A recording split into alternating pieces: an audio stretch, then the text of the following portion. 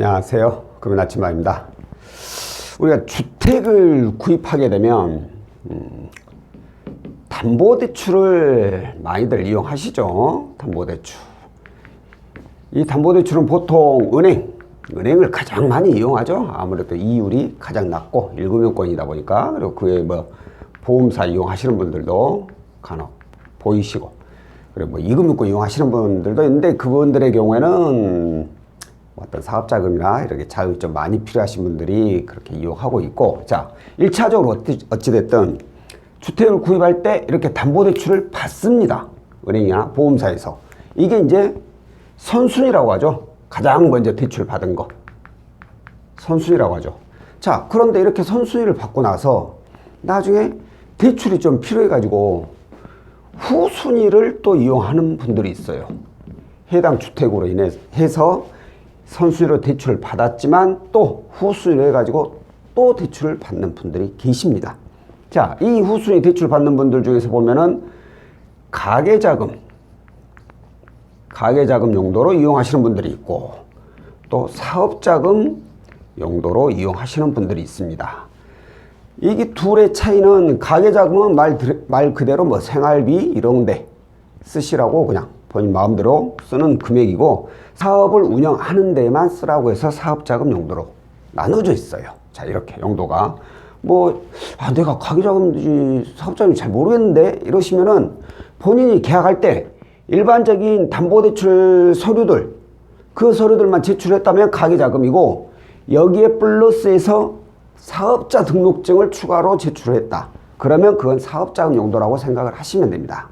자, 그런데 제가 오늘 왜 이 얘기를 꺼내냐면, 이렇게 후순위로 이용하신 분들이 얘네들이 이자가 좀 높은 경우가 많이 있어요. 이자가.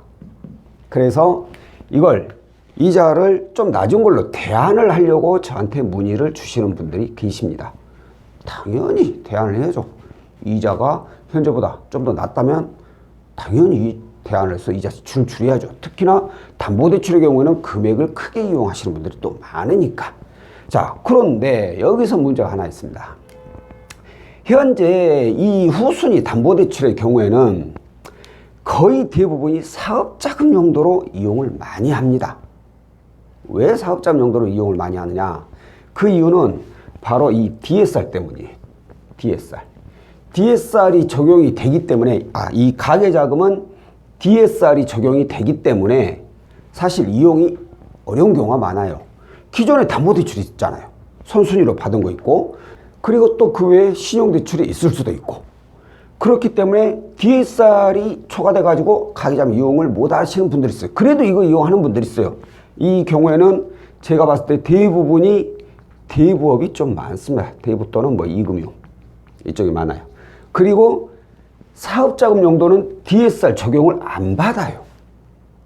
그렇기 때문에 사업자금 용도로 이용하시는 분들이 많아요.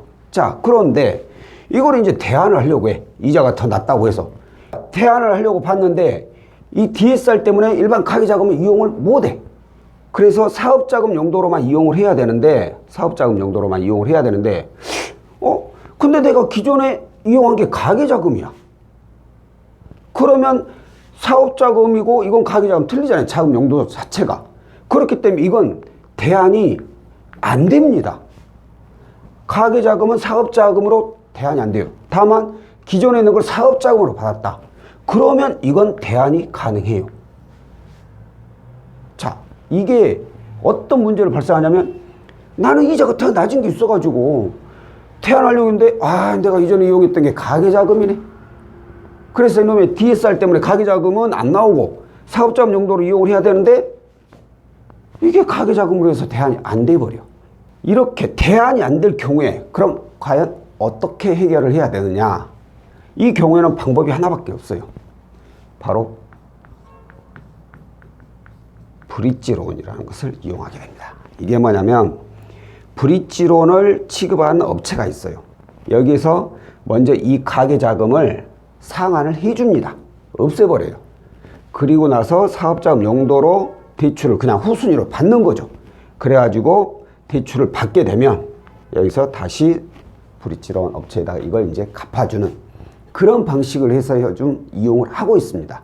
그렇기 때문에 만약에 본인이 이용하는 기존에 이용했던 게 가계자금이라면 브릿지론을 이용을 해가지고 먼저 상환하고 사업자금으로 해가지고 받아서 돌려주시는 이런 방법이 있다라는 거 안내를 해드리는 거고요. 만약에 나 사업자가 없는데 이런 분들 있어요. 이런 분들 많죠. 이런 분들의 경우에는 저희가 이제 즉발 사업자라고 하는데 이게 이제 신규 사업자죠.